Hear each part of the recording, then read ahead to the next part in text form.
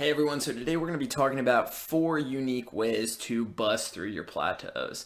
Now, when it comes to losing weight or building muscle, bumping into a plateau is one of the most frustrating parts of transforming your body and changing your diet and starting to exercise for the first time. They're pretty much always inevitable too, so everybody has to face this frustration at some point if you're looking to change the composition or weight of your body in some way. Now, some of these may sound a little unconventional to you, but they have been tried, true, and tested, and they do work. So if you're bumping up against a frustrating plateau right now and you need help breaking through it, test out one or maybe even all of these 4 methods in different combinations to see if they work for you, and then let me know how it goes. So what most people don't know when losing weight is when they bump up against a plateau that they might be cutting their calories too dramatically. Now, what this can do temporarily is dramatically stunt your metabolism so that you're going to have trouble breaking over that hump.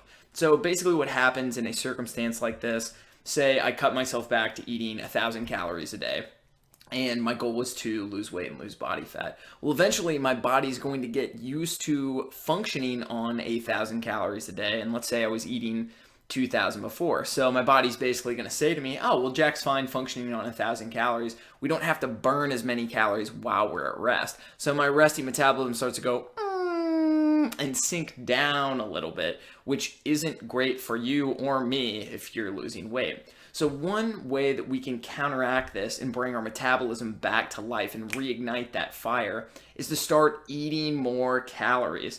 Now, I've had a couple of really successful clients recently, and in the about 100 clients I've trained, I'd say a little more than half of that have been women, and I think that they typically struggle more hitting plateaus than guys do. And one big trend that I noticed with most of them is that they were working out hard, they were working out a lot, but the weight wasn't coming off for some reason. So I told them, I was like, okay, well, you can keep working out as much as you want to, but you need to eat more calories in order to break over this bump.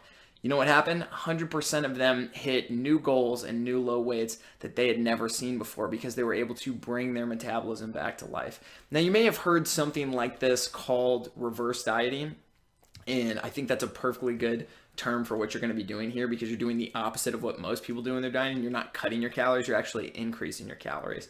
Now, by increasing your calories, I don't mean just eat more crap or eat more of anything. I mean eat more real food. So eat things like lean proteins or fattier proteins, fruits and vegetables for your carbohydrates, and then healthy fats like avocados, nuts, seeds, olive oil, coconut oil, things like that, so you can get your metabolism revving back up again, and that will help you break through your plateau.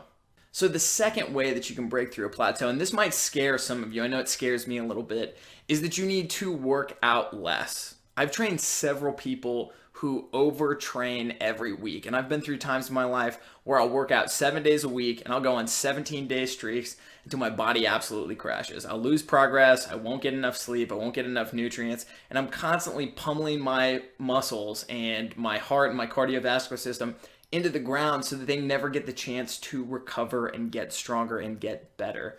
So what I'll have my clients do a lot of times, say you're training 6 to 10 hours a week right now, I might actually have you cut your work in half for a week or two, have you eat more calories like we mentioned in the first point, and see what the change is in a couple weeks ensuing. Chances are you'll probably end up dropping weight because that's also going to help you raise your resting metabolic rate. Because like with food, when you're working out a ton, your body gets used to that and gets used to you burning those calories through physical activity. So then if your body's expecting a workout, it'll say, oh, well, I don't have to burn as many calories at rest because I know Jack's going to go to the gym and he's going to do weightlifting, circuit training, running, high intensity interval training, whatever I'm going to do. So you kind of have to shock your body a little bit and cut your workout time. And it doesn't have to be by half. It's just a round figure that I'm using for this example. But you can shock your body and your metabolism back to life because when you cut your workouts in half, your body will be like, oh, wow, Jack's not working out as much anymore. So we're going to have to increase our basal or resting metabolic rate to be able to burn more calories at rest since he isn't as active. So that's the second way that you can rock through your plateau. The third way that you can break through your plateau is start doing more resistance training and less cardio.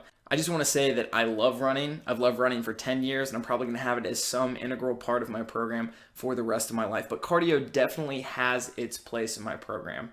There's a time in my life where I was doing hours of cardio every week, and resistance training was the supplement. I was probably only eating 12, 13, 1400 calories a day, and I was maintaining my weight. Now, the focal point of my exercise program is weight training and resistance training, but I make sure to get plenty of cardio in by setting up supersets, by doing circuit training, by running sprints after my workout so that I can make sure that I keep my heart and lungs healthy.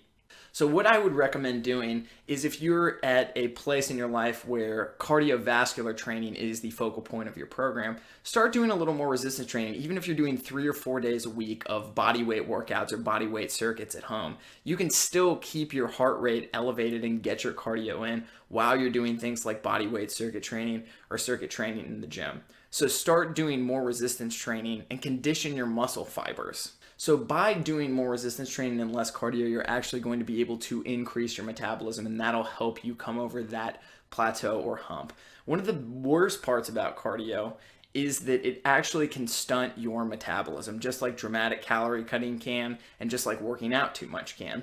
See, when you're doing cardiovascular training like running, jogging, rowing, cycling, any kind of steady state cardiovascular activity, you're burning a ton of calories while you're doing the activity, but you're not going to burn a ton of calories after. The other downside of just purely cardiovascular activity, depending on what kind of cardio you're doing, is they can start to eat through your muscle tissue for energy. Sometimes up to 20 to 30% of your muscle tissue will be eaten in weight loss if your focal point in your exercise program is cardiovascular exercise and you're not doing any kind of resistance training to supplement it. You need to build muscle while losing weight so that you can keep your metabolism high and break through that plateau. It'll also give you a nice, lean, athletic looking tone to your body, which you won't get with just a weight loss program that's circled around cardio.